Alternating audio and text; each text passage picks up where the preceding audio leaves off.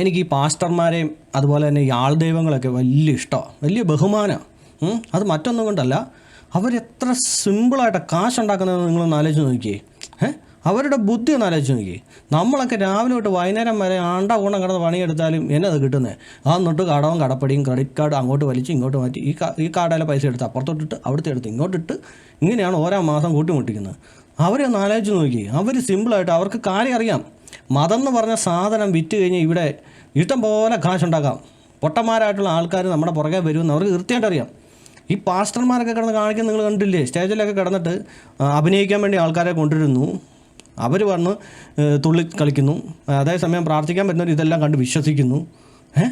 കാശ് കിടന്ന് മറിയുമല്ലേ എന്ന് ആലോചിച്ച് നോക്കിയേ. അതേസമയം നമ്മൾ പുറത്ത് ചെയ്തുകൊണ്ട് നമ്മൾ ഇവരെ കളിയാക്കും, ഈ പാസ്റ്റർമാരെയൊക്കെ. അയ്യേ ഇവരെന്തെങ്കിലും കാണിക്കുന്നത്, ആളെ പറഞ്ഞ് ഇവരെ ഇങ്ങനെ വെക്കുമ്പോഴത്തേക്കും ഇവരെല്ലാം അപ്പുറത്തോട്ട് മറിഞ്ഞു വരുന്നു. ഇങ്ങോട്ട് വെക്കുമ്പോൾ ഇവർ മറിഞ്ഞു വരുന്നു. നമ്മളിന്ന് ഇരിച്ചുകൊണ്ടിരിക്കും. സർക്കാർ പോലും അവരെ തൊടത്തില്ല. അല്ല, ഒന്ന് ആലോചിച്ച് നോക്കിയാൽ ഇവരൊക്കെ ഈ പാസ്റ്റർമാരൊക്കെ മെഡിക്കൽ കോളേജിനെതിരെയൊക്കെ വെച്ച് കീറി കൊടുക്കുന്നത് നിങ്ങൾ ചിന്തിച്ചിട്ടുണ്ടോ? മെഡിക്കൽ കോളേജിൽ കടന്നു, എൻ്റെ നടുവ് അനങ്ങിയിട്ടില്ല, അവിടെ ഡോക്ടർമാരൊക്കെ ചെയ്തിട്ട് ഒന്നും ശരിയായില്ല, മറ്റേതാന്ന് പറയുമ്പോൾ ഇവർ വന്നിട്ട് ഏതാണ്ടല്ല ആലമുള ഈഞ്ഞള ബാന്തള ഇന്ദ്ര ഹാല ഹാല എന്നൊക്കെ പറഞ്ഞിട്ട് ഏതാണ്ട് ഒരു സാധനം അങ്ങോട്ട് വിട്ട് കഴിയുമ്പോഴത്തേക്ക് ഈ പുള്ളി വിഷമം പോലെ എഴുന്നേറ്റ് നടക്കുക. അതേസമയം നിങ്ങളൊന്ന് ചിന്തിച്ച് നോക്കി, എന്തുകൊണ്ട് കേസ് വരുന്നില്ല?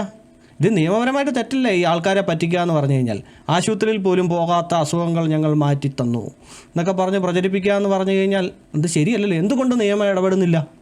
അപ്പം സർക്കാർ വരെ ഇവരുടെ കയ്യിലാണെന്ന് അർത്ഥം.